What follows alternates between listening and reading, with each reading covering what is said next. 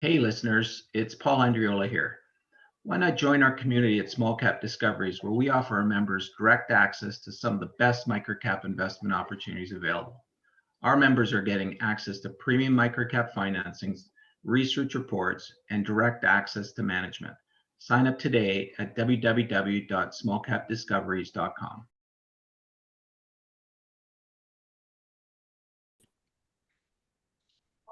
Hi, everyone. Welcome to the Small Cap Discoveries conference call. Today is July 11th, 2024. And today on our call, we have the CEO, Hector Bremner from Avricore.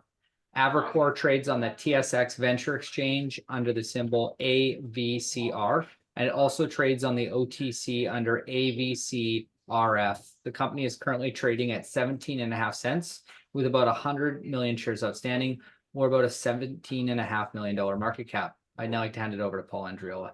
Hey, thanks a lot, Trevor. Yeah, great to have Hector here with us. Hector, we've had a number of our subscribers and members talk about Avricore, and been kind of dying for us to get you on here. So it's great that you can finally get on. Avricore is a company that we've looked at a fair bit in the past. We've had a number of conversations, outside of this conversation. So it's great that we can now talk to some of our members and sort of tell them what the story's all about. So I know you've got your presentation, so I'm just going to hand it over to you and let you go, and we'll follow up with questions afterwards. Well, thank you, Paul. That's great. And thank you to Trevor. It's always good to see you guys and see everybody on here. And it's always great to, of course, also evangelize the message of Avricore and our keystone product, which is Health Tab, which I'm always loving the opportunities to share our story. So I appreciate everybody taking a minute to listen. And what I'll do is try to get this to go full screen, but there we go. So I'll walk everybody through a little bit about what we're doing, how we're revolutionizing the way point-of-care testing happens in a community pharmacy, the model with which is used. We use a subscription model, which is very fascinating. We include hardware, software, and some additional services like external quality control. We've been doing this for some time now and began scaling up with our first agreement with Shoppers Drug Mart. And now we're growing with other pharmacy chains like Rexall in Canada and Britain and beyond. So start off with a few little interesting facts about year-over-year growth from the last 12 months. About 100% growth in revenues. We also, in Q1 of this year, achieved profitability for the first time. We've been operationally profitable for a little bit of time there, but it was nice to finally break into the black and demonstrate that we could scale and grow in innovation and get to profitability. We've always focused on the business, building a good business, and we're really proud of our results. And a lot has happened in the lead up to this long journey. My involvement starts in 2019, where I was leading a turnaround of the company and a refocus of the company to begin more of a coalescing around Health Tab. We had some other digital products. Health Tab, or Avricore rather, had made a series of acquisitions that were interesting products. The idea was to commercialize them in community pharmacy. But the real winner, when I got involved, I really saw it as Health Tab. That was the real unicorn there. And so we've leaned in. I built a new finance team. We got the company streamlined. We spent a lot of time, especially during the pandemic, getting the company's finances under control, but also putting the company in a position where we were able to grow. And so throughout 2019, 2020, 21, we had a really wild time. It was, we always joke around that we've got to write the book about that. But, I think a lot of people wouldn't have bet on us getting to this point, but we went through the fire. We focused on controlling the controllables and really having a vision for the future. And we did that initially with a $1 million financing where we had 12 months to pay that back. Of course, the world shut down, our business plan got blown up, but we just, again, we were very fortunate that we had some resources, and that put us on a path to success where we would ultimately raise some money in 2022 or 2021 and 2022. And that'll put us in a position where we were now debt-free and fully capitalized and able to bootstrap growth from there. And that is exactly what we've done. We secured landmark agreements with Abbott, our supplier for the instrumentation and tests, and that allowed us to re-engage pharmacy partners with a new vigor, and ultimately allowed us to scale up with Shoppers Drug Mart and now scaling up with Rexall. So currently we have about 900 instruments across about 800 locations, and continue to grow. We are anchored, though, in a philosophy, and this series of steps here is really the filter that we've used. And we instituted this when I first got involved. And I'm a big believer in good to great. Those have read Jim Collins and, follow his school of thought. But I'm always really big on, evidence-based decision making. And their evidence-based decision making led to a series of concepts being developed. One being the hedgehog concept, silly name. I always call it the three circles. But we really decided as a company that we were going to be the best in the world at what we do. And HealthTab is the best in the world at what it is and what it does. We don't come off of our line. We don't try to be everything to everybody. We're very, very focused on what we do. And we know, and we built a business model that we knew that we could make money. And most importantly, we're very passionate about what we do, because we're in a business, obviously all of us are here, you're investors, I'm a CEO, everybody here is in business to make money.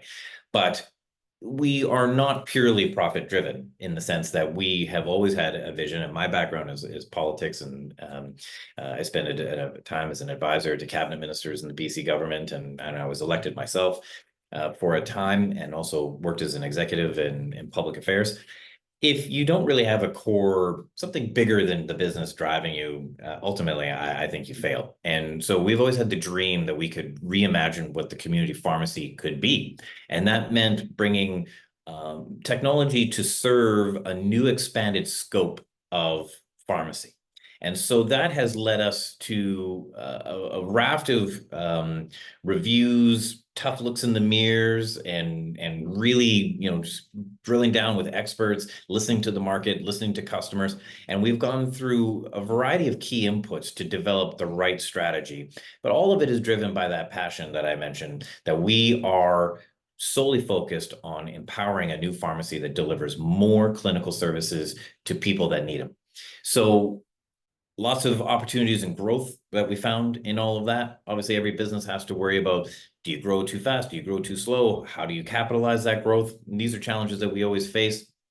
Pace of adoption, partnerships, scope, things that are in your control and not in your control. But the net result of it over the last few years has been strong growth. And as I said, we've broken through into profitability. Learnings from last year in particular was that, and speaking of things that you can't control, you can't always control what happens within healthcare. Right now, healthcare is very taxed from demand point of view, very taxed from a labor shortage point of view. But at the same time, we're seeing policy going in the direction to enable more liberalization around primary care, which is typically been strictly in the domain of the general practitioner, the physician, but it's been moved into the pharmacy. And further to that, things like AI, I mean, that's a big topic when we talk about healthcare technology, can reduce the amount of time spent doing paperwork, for example. Also, things like central fill are starting to happen, which is meaning more and more prescriptions are being filled off-site. But all of this is leading to, a statement that is, two things are true at the same time. Stores are and the demand, the healthcare demand in the system is very high, but at the same time, there is a very strong demand improvement rather in the efficiency and the ways in which healthcare is being delivered, which is starting to meet that demand slowly, but getting there. And we're proud to be a part of that solution. So we accomplished a great deal in 2023, grew the network significantly, secured new agreements with additional pharmacy partners in Canada, like Rexall, secured the feasibility study with the NHS Trust in the UK and Heart UK. That program is continuing to grow. I just just got back from London a couple weeks ago, and fantastic enthusiasm from everybody involved over there. And we're really, really excited to talk about what's going to be happening over the next 6 months. And we also developed a variety of new features, deployed new features, and always continuing to improve the system, whether it's customer specific like PCID messaging, or integration of the first blood glucose meter, which is outside of the pharmacy, but connected to our system and can be viewed within the pharmacy, which was a great step forward in what's happening with point of care testing and health data management in pharmacy. So we remain currently in a very strong financial position. We're continuing to bootstrap our growth. We have been able to achieve profitability. Revenues continue to grow. We continue to maintain efficiencies, and while at the same time diversifying revenues from markets, instruments, pharmacy groups. We're a lot of one of the challenges you face as a young company is how many customers you have and where you're doing business. So we're going through that process right now of continuing to de-risk that and grow, and being met with a lot of enthusiasm. And policy, again, is going in the right direction. Provinces are opening up the ability for pharmacists to do this work, and the funding is expected to be announced in quick succession over the latter half of this year and into 2025. But lots of really positive indications of where we're going. So our current priorities as a company right now is to continue to grow test volumes. And so what that means is that we earn revenue on a per location basis. So people pay, the pharmacies pay us a fee per month to have the system on site. That includes software, hardware, training, external quality control.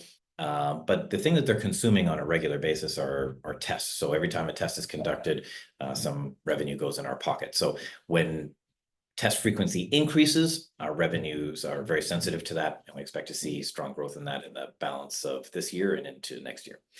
We're also very focused on expanding international market growth, where we see very large population centers that would dwarf Canada and certainly be very strong for us, both from location point of view and consumption point of view. We're obviously advocating very hard, both privately to within the industry and public, that the pharmacy needs better supports for primary care and funding, and we're doing that also through generating visibility, different thought leader pieces and different initiatives to get our message out there. And as all these things come together, we'll need to expand, enhance the team, but we don't believe in throwing people at a problem. We definitely try to systemize everything, and that's part of the reason why we've been so successful, is we live within our means and we stay focused on holding the line on expenses. This here, just some quick snapshot on some of the positive announcements that have come out in Canada over the last little while. The long story short is every province is going in the right direction, is either passed legislation or has legislation currently being worked through the process to be passed that will expand the expanded scope of practice for pharmacists, and will support them in doing more point of care testing in community pharmacy. So the data has been overwhelming in terms of keeping people out of expensive acute care beds and emergency rooms, and being able to support people in community is a much more cost-effective way of dealing with healthcare concerns. And so we're very, very bullish, not only in Canada, but also internationally, that this is the right direction. Quebec is leapfrogging everybody. Saskatchewan is expected to expand their scope was the first to announce to expand its scope into chronic disease. We expect that to cascade across the country.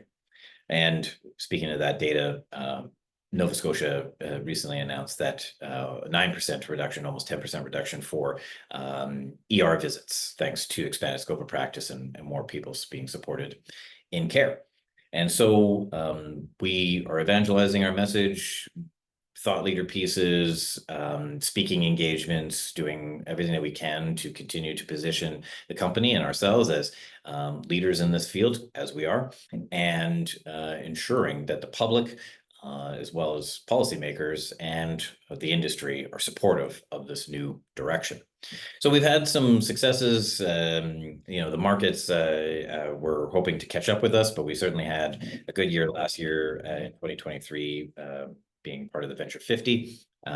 We expect to see strong demand for our products and services, and we're working very, very hard to, as I say, to maintain our focus and deliver on what folks expect from us. So very excited to take your questions. Of course, lots to discuss, and anything I can do to help provide light, happy to do so.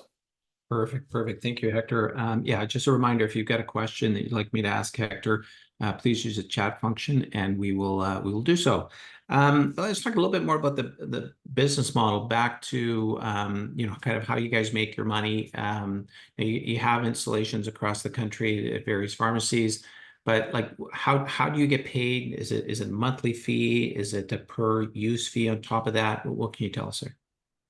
Right. So we charge a fee per location under the agreements that we sign, the master agreements that we sign. For clarity, we focus largely on corporate pharmacy chains. So we're not running around chasing onesie twosie sort of pharmacists or independent pharmacies. We focus on groups that have 300-400 stores, or in the case of something like Shoppers and Loblaws, where there's thousands of them. So what we do is we work with them to set up a network of locations that have consultation rooms. A lot of the times now, there are also these pharmacy walk-in clinics, which is a very interesting development in the Canadian healthcare ecosystem, where it was pioneered in Alberta. It's starting to happen now in Ontario. They're popping up in BC and on the East Coast. And what happens is you go into this pharmacy walk-in clinic, you have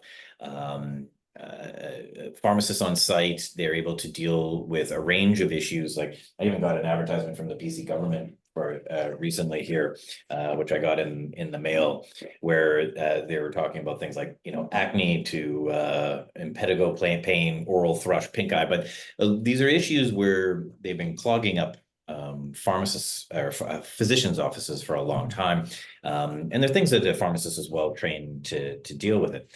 And so they have the clinic on site, and we charge a fee. It ranges. It starts at about $300 a month, but it averages around $250. And if they add instrumentation, obviously for every instrument that you add, there's a little bit of an extra fee. We have many locations that run more than one instrument. And so each location pays a fee. That includes us connecting to their IT infrastructure. We provide a customized training portal where they are able to train their people en masse. It's clear, it's consistent, and it's effective.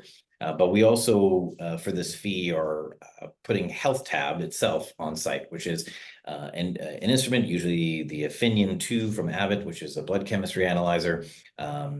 It's connected to what we use as an Android device, which then is connecting it to our software, which is then interpreting the result.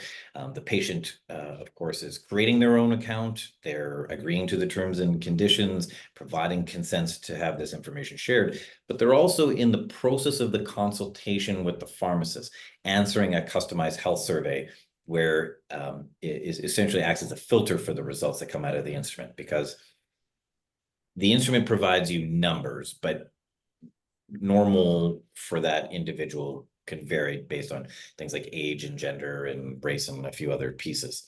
So we are able to, in real time, interpret that result with minimal effort from the pharmacist side and sort of paperwork time, and it automatically sends that result upon completion to the pharmacy systems as well as to the patient. So the patient can refer back to this information and clearly understand the result, but also so can the pharmacist. So they're making evidence-based decisions, and for $249 a month, that's a great deal to have that on site. The only thing that they're paying for, in addition, that we're able to earn revenue off of, is the tests themselves, which look like printer cartridges. Very similar to that is the way I would describe them. But you're able to pipette the blood into the sample cartridge, you feed it into the machine, it runs the test, then it ejects the test, and you discard it.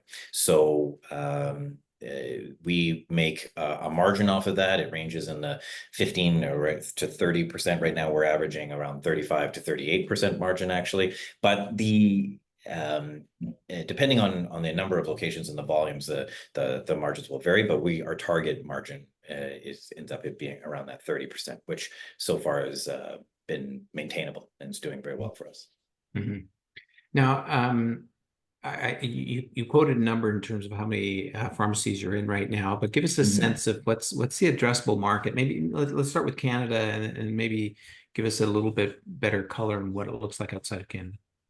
That's a really good question, and that is, the key to what any business is really about. I mean, at the end of the day, you have to have an addressable market, and the global pharmacy business, for example, is about a $1.6 trillion business, and it's going through this really exciting change, as you've heard me sort of belabor this point, is they're shifting from being simply dispensers of medication to being a much more service-focused healthcare access point.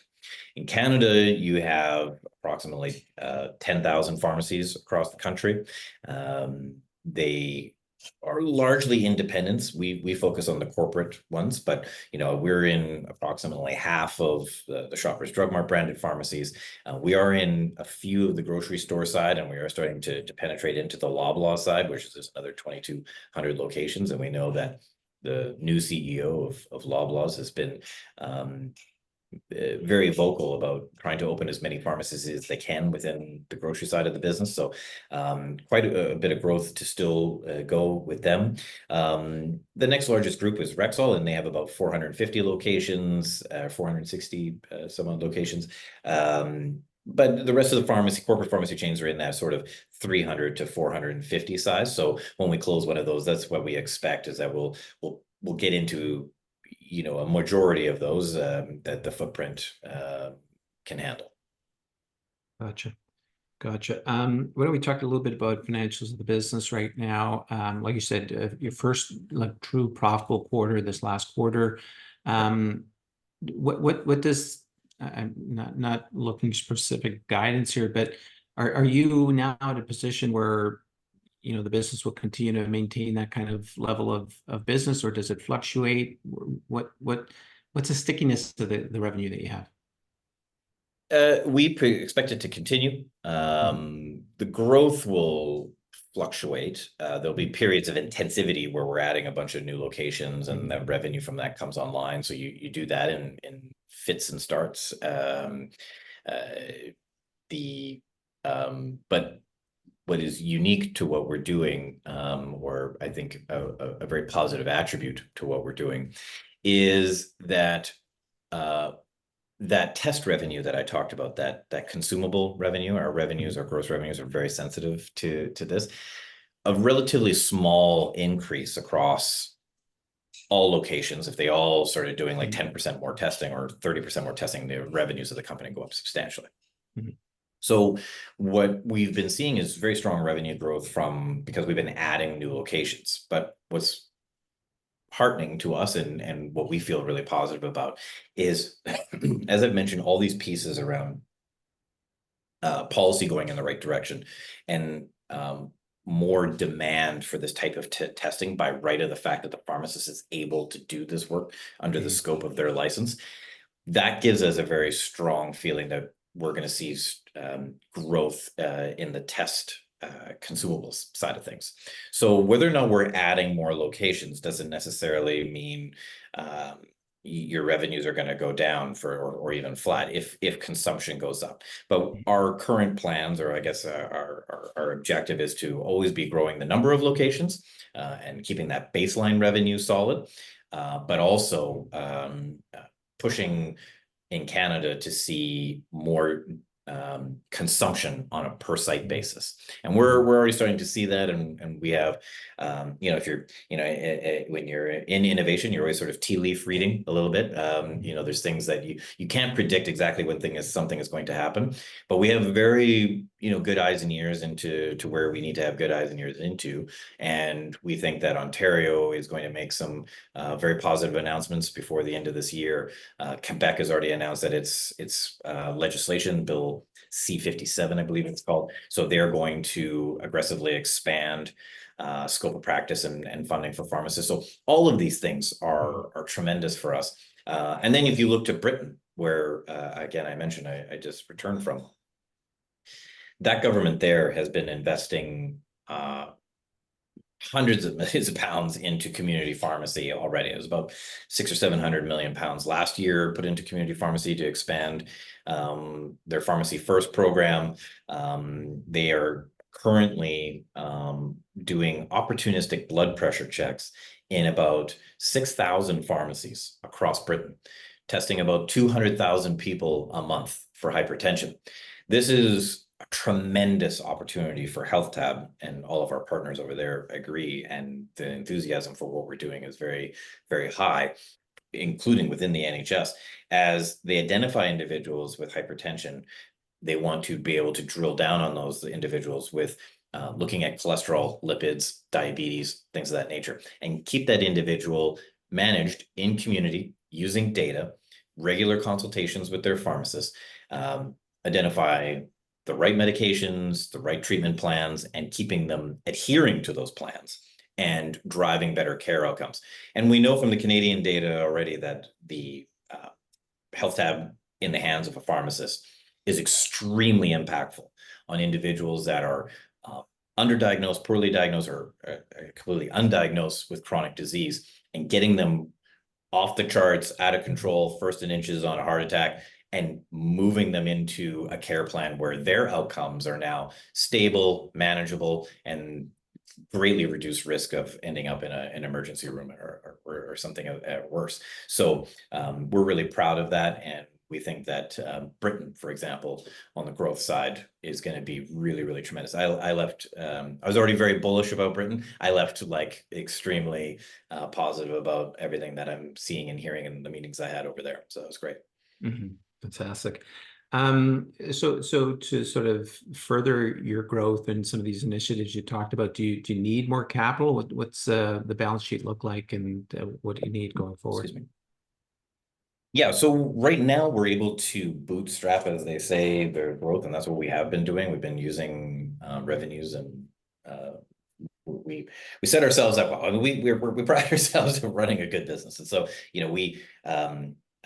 we collect money faster than we pay it by right of our agreements. So we have a great relationship with our suppliers and our customers. We get good terms.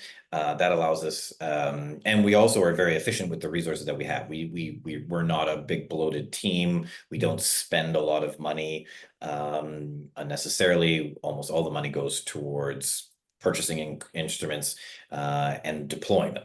We generally get a return on that instrument. If you were just to expect a return just off the system fee revenue, you'll get that return in about 12 months. But accounting is however you want to look at it. So if you have a high performing location, a location that is really set up well to do lots of testing, and we have those, we have like stores that, do 10, 11 patients a day, and it's fantastic. You could see that instrument paid back in a couple weeks. So we're able to return our capital spent relatively quickly, but that is all sort of context for you to understand the next part of the answer, which is we can only do about 50 locations a month when we're doing that. So it has its limits. So if we are presented with the idea, like Great Britain would be a good example, where our objective in our conversations over there are all about a full approval by the NHS to fund this and to really lean in on this work. That could put a demand pressure to be doing hundreds of locations, thousands of locations in a relatively short period of time. So then you would have to obviously be looking at a mixture of debt or capital, or finding different mechanisms. So what we've done in that case is we just, for again, allowing me to provide some context, is we engage in a lot of conversations where we feel that we have those questions answered. So if and when we are presented with that circumstance, we have the ability to act and act quickly. So it's always a risk, but we feel that we have the right conversations and the right people in place to make sure that if and when that happens, we're ready. Perfect. So we've got a number of questions that have come in. Why don't we start answering some of these while we've got them here. Dakota asks, Health Tab looks like it's being used for various numbers of tests, but is there opportunities to connect patients to pharmacies with new product launches in RX/OTC markets? Well, if I'm understanding the question, is testing to identify patients that need new prescriptions, or is that my guess is that's what he's trying to get at. Yeah, the ability to sort of move a little bit more into the drug sales side or drug marketing side. Yeah, the short answer is yes. I mean, the whole opportunity behind point of care testing is. I don't want to talk all your faces off about this stuff, but this is a really fascinating conversation. There's a point that I'd kind of like to make about Health Tab and why I think it's really exciting. And it was one of the things that clicked with me when I first had it explained to me. And that was that within the pharmacy world, there is a very interesting relationship that has traditionally occurred over the last 30, 40 years between product manufacturers, whether it's OTC or prescription, and the community pharmacists. In 2015, the government in Canada pulled out what they and disallowed, let's say, made illegal the use of what they called marketing dollars or training dollars. And nobody ever used the word bribe, but it's a bribe as long as you don't call it a bribe. But if a duck was a duck, was a duck. So it was a problematic thing. However, it really laid bare a serious market challenge within the pharmacy business, and that was government actually underfunds on the actual prescribing fees that the pharmacist gets. That's all the above board money. They're actually short. Sometimes they're losing money on handing you that prescription, even with you topping up and paying. So you pulled those dollars, and now the stability of the pharmacy has been threatened.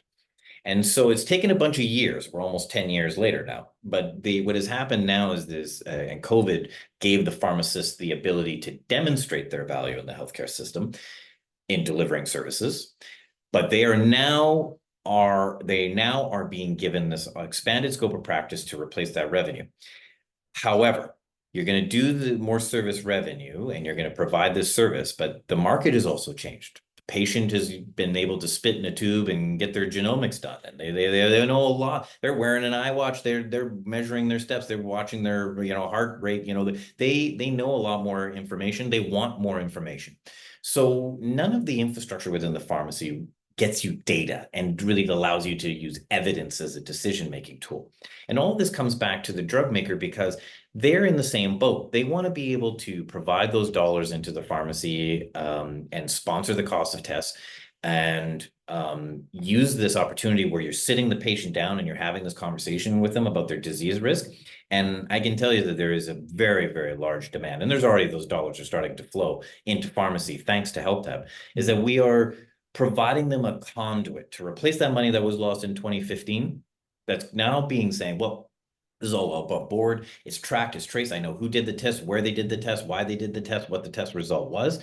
And so tremendous opportunity to get better patient outcomes, get people on the right medications at the right time, or OTC products, fiber supplements and omega-3s sell out in Health Tab running stores because there's a lot of people that maybe don't need a statin or an ACE inhibitor or beta blocker, but they do need more fiber in their life. They need better fats in their life. And so we're seeing the total basket in the pharmacy rise thanks to Health Tab. So long answer, a lot of information in there, but it's a very, very interesting topic. And it's one of the things that gives us a very bullish outlook on what we're doing and why we're doing it.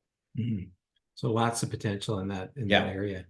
Okay, so Dave asks, how are the tests per location trending? Yeah, so we see, well, during flu season, we see a dip, but generally we see that it's rising. There are stores that outperform. So we have sort of high, middle, low stores, like anything. Most of that is driven by staffing and focus. At the moment, there's not really much we can do on that. We work with the pharmacies to try to find efficiencies and optimize the system, but it is a healthcare wide. If you follow the healthcare story, big reason why AI is so interesting is because, let's be real, doctors, nurses, pharmacists, are all pressed for time. Governments are in Canada and other places are engaging in a variety of ways to expedite training, expand scope for healthcare teams. So you're seeing nurse practitioners be able to do more, pharmacists is able to do more. You're also seeing, degree recognition from foreign trained folks, and all these things are being addressed. So it's a near-term challenge, but the biggest one for us that was always a real challenge is whether or not the scope, the license of the pharmacist in any particular jurisdiction allowed them to do this work. And that was always the biggest risk to us if that didn't happen. But we're seeing that horses left the barn. It's happening at like lightning speed. Every country is like, the pharmacist is where primary care needs to happen for, like some of the things that I mentioned, if you have a upset stomach, indigestion, you don't need to talk to your doctor, right? Like, it's you need pharmacists. Even now, thankfully, chronic disease referring or prescribing rights is going to be given, and testing is going to be given in provinces across Canada. We're expecting to see those announcements soon, and that's great because the reality is that once you've been tested on Health Tab, the reality is if you've been identified with like out of control cholesterol, I mean, you have heart disease, you don't necessarily need to talk to a GP, you need to talk to a cardiologist. Like that's the person who's best able to help you. Same with diabetes. If you're identified using an opinion with a pharmacist and using Health Tab, you are pre-diabetic or diabetic, so that there's no point clogging up doctor's offices with this stuff. It's better to get you managed, get you on care faster than later, and get you going. So we expect to see test demand, as I've explained here, grow for all the reasons I've just mentioned. But I would say that it's definitely a big focus for us.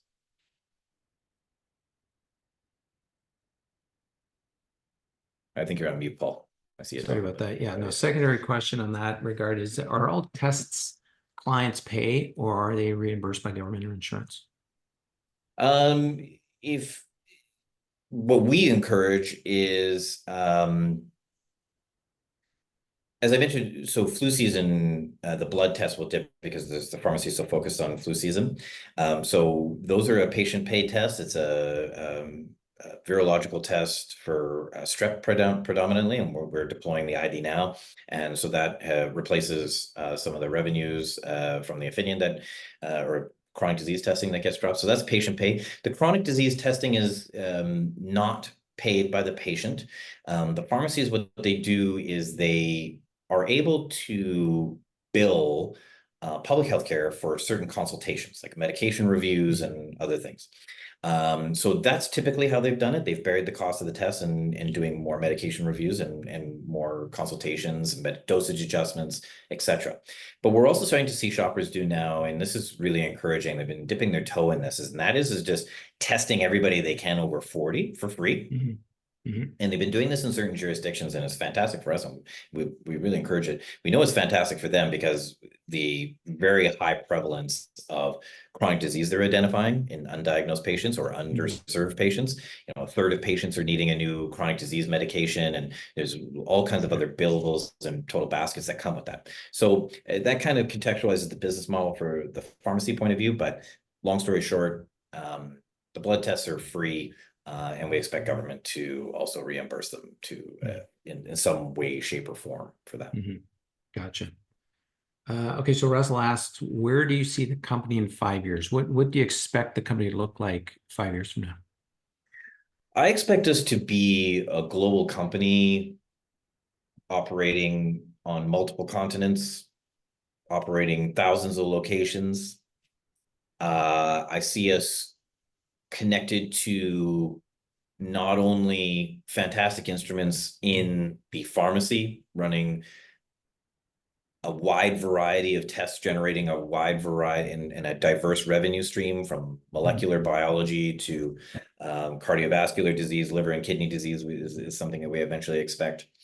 But I also expect to see us connected to more glucose meters and continuous glucose monitors, things like your Fitbits and your Apple Health accounts and other apps that are important to an individual's total health picture.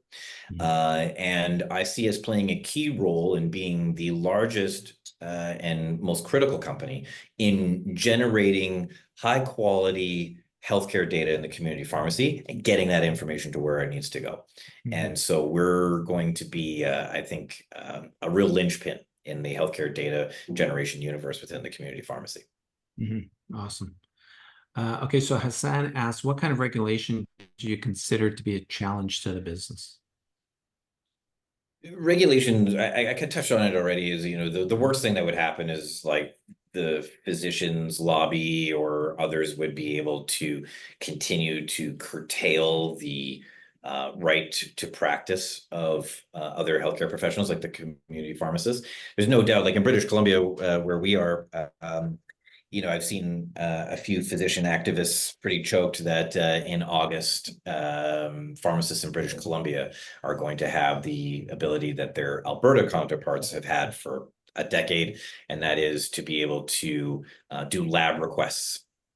They're just, they're like, oh my God, up in arms about this. But for those with government experience like myself, I will say that, for those of you listening, a little insight. One of the many things I learned on the inside of government was that nothing is what you think it is. What you read on Twitter or what you read in the news has got nothing to do with reality. So the government works very, very differently. And one of the interesting things that was funny was in hospitals, there's something called a healthcare team. This has been gospel for decades. The idea that the physician, a critical piece of it, as a part of a healthcare team. So there's nurse practitioners, there's the nurses themselves, and there's occupational therapists. There's all kinds of people, but everybody has a critical role to play in an individual's healthcare, and they specialize that. The physician in a hospital setting generally focuses on diagnosis and treatment. So like a surgery. In the community, healthcare has been solely delivered by the general practitioner, the family doctor, and everything has gone through that doctor's office. But the problem for us now is that the lobby for so long had curtailed anybody else practicing healthcare outside of the hospital environment to being is minimalized to the greatest extent possible, while yet more and more graduating physicians are choosing specialization, not family practice. And we have this weird paradoxical thing going on in our population, which has got nothing to do with anything, just sort of is what it is. And that is that we simultaneously have an older population, a population that's getting older, so people are retiring, but at the same time, we're not graduating enough to replace them. And our population is growing, so the demand is greater. So we're living longer, we've got more complex care needs, so we have bigger population, less doctors. So this impasse is now crossed, and the regulations that would be disastrous is if any jurisdiction did not bring more primary care into the community pharmacy, because they go to medical school, they just don't do the practicum work, which is the last several years where you're doing hands-on medicine. They focus on chemistry, but they've always been overtrained and underutilized, and they proved that they could do a great job during COVID. They were critical during that period, but now the real crisis is chronic disease, diabetes and heart disease. And many of you, I'm sure, have invested in some of the interesting things in healthcare, the weird and wonderful diseases, and focused on interesting molecules. All that stuff is very cool. I don't disagree, but it doesn't change the fact the thing that is costing us the most, the biggest financial drain and opportunity from a business perspective, and certainly the biggest killer is chronic disease. And we need to get that under control, or we will not have a public healthcare system. So the pharmacists, and I see, you know, there's some pharmacists in the chat, and thank you for your work. You know, the reality is we need them front line of care, identifying the disease, getting people on a treatment plan, and getting them going, and stop all this politicking within the sector. And so, but all that said, my tirade aside, I think we've won the argument, and we're seeing the policy go in the right direction. And I'm confident that we've won this argument. It's happening. It's just it's happening as we're talking. It's just, you know, in that back to that 5-year question. In 5 years, I see a lot of that cemented and solidified, and you know, us are fully capitalizing on that opportunity. Apart from the sort of regulation question, I mean, just as an operator of this business, what is your biggest challenge? What sort of keeps you up at night, if anything? Well, like any business, I mean, you know, so much as you can't. There's, I had a mentor early in my career, you know, he told me all you can do is control the controllables. So there are the things that are the uncontrolled, and we, over the last several years, or I would say, if we're being real, since September in 2001, all of us have been living in a pretty wild and crazy last like 24 years, right? Like it's, you never know if you're going to wake up with your head sewn to the carpet. You just don't know what's going to happen, right? This is, you know, there's been financial disasters, pandemics, you know, democracies are being turned upside down. There's war. There's all kinds of crazy things. But all that aside, we're in a business that, despite the storm, healthcare is generally a constant, right? People's expectations around healthcare are not really going to change. And people, we think that it's always basically going to be a growth sector. So, you know, I think a lot of my biggest worries have been subsided, and that was that if it really became clear that pharmacy was never going to get the regulatory changes that they need, but the rest of it is all addressable, you know, money to grow, customers being jerks, all that kind of stuff is part and parcel of being in business. You know, you just do what you do, but I'm very confident in our team and our track record of being able to pivot financiers, you know, as my mother said, you know, you can't polish a turd, but you can roll it in glitter. So we've, it's a live show, so we always, you know, that's what we do. It's just, you know, you just deal with it. So I'm very confident and very happy about where we are and what we're doing, and we're just, you know, head down, continuing to do the work. Fantastic. We've got a handful more questions. I want to try to go through these as fast as we can, as we're getting a little limited time. Dave asks, do you have many underperforming locations in terms of tests performed per month? If so, what is the strategy to get those locations, or for those locations, or are you happy to just collect the $250 per month and continue that expansion?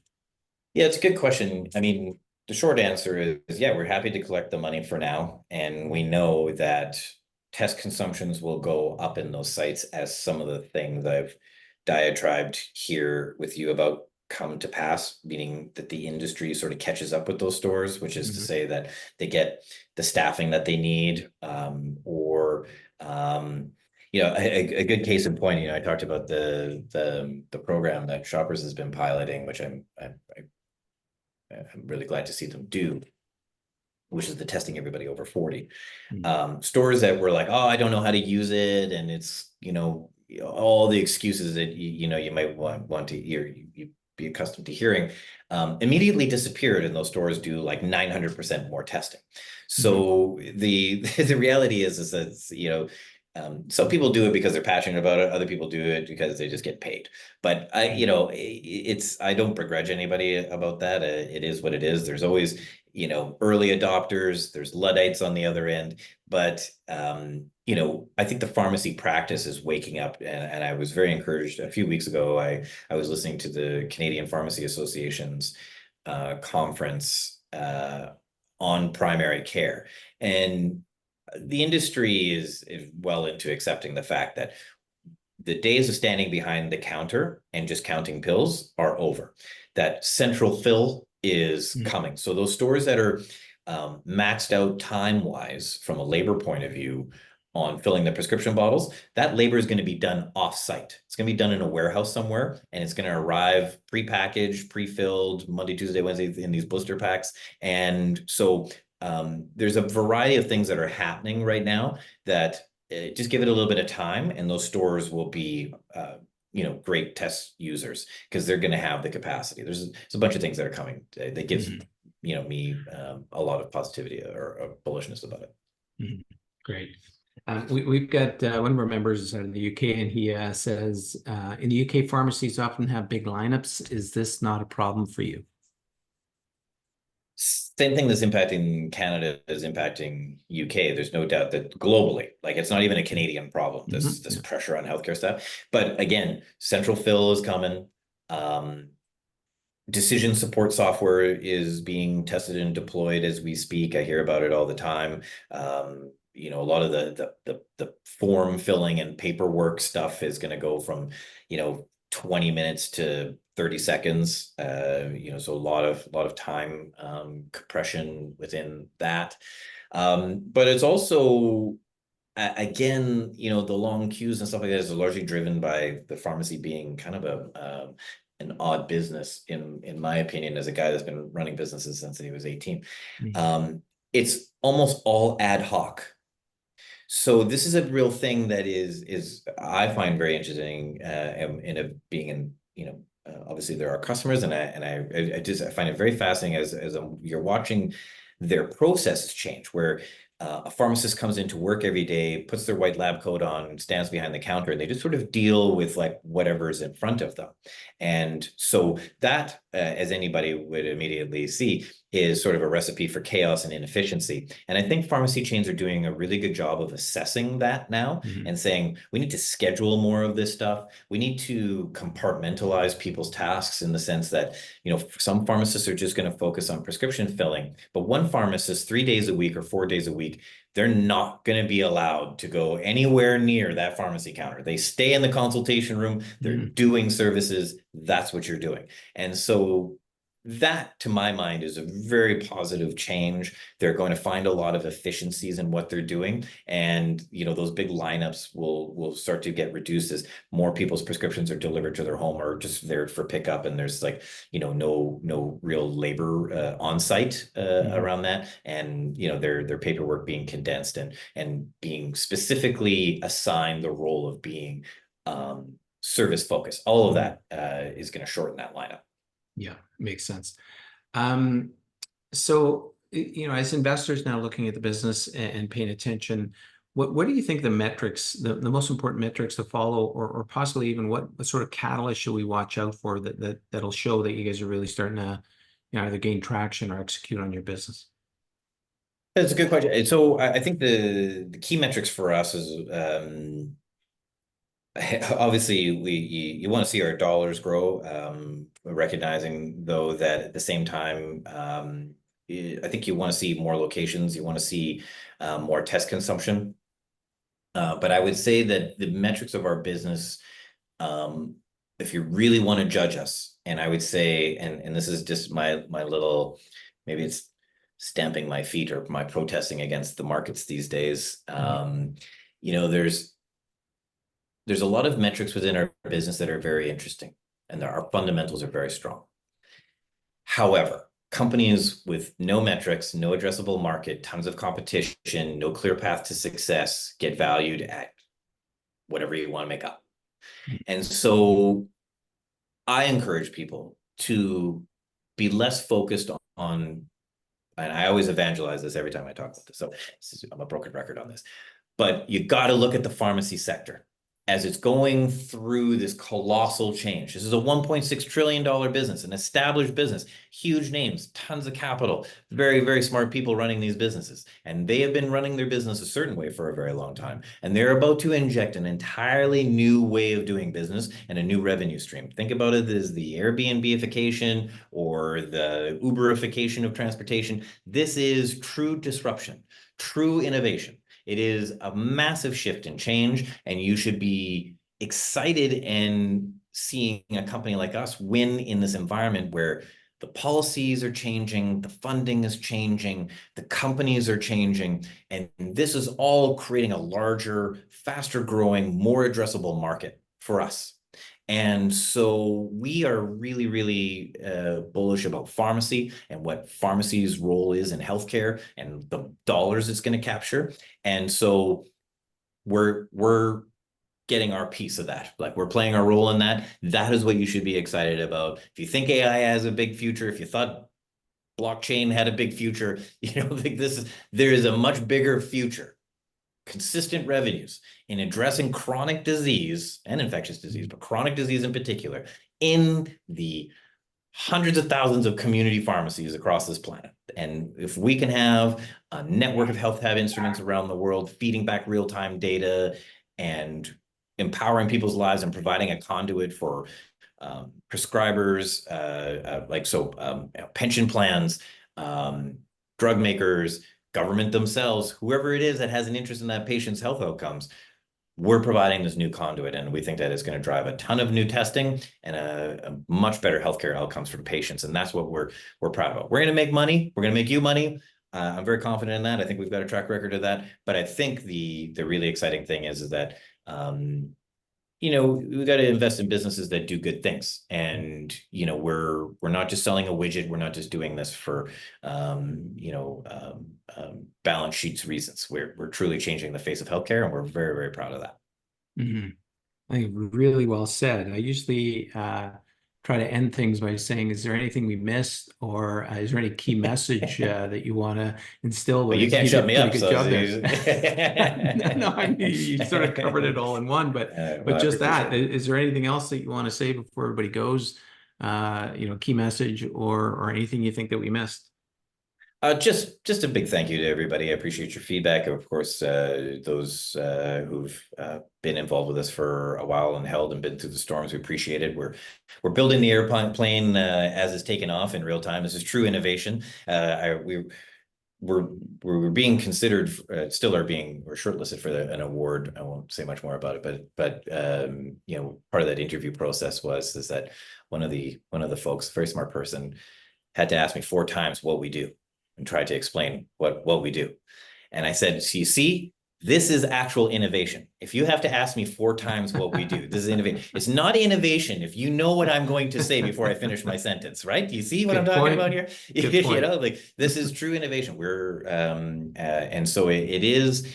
It presents risks and it's not clear, but I am very confident, as I've been an investor myself, and I've put everything I have personally from a professional point of view, and I've really leaned in and took a lot of risks personally myself in getting involved with Avricore and HealthTab.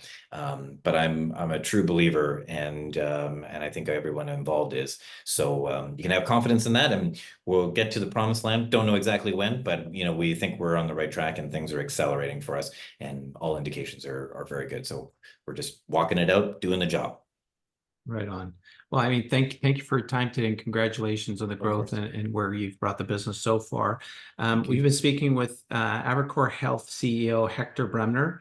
Hector, is great catching up, and I'm sure we'll catch up in the not too distant future. So appreciate it again. Thanks, Paul. Thanks, Trevor.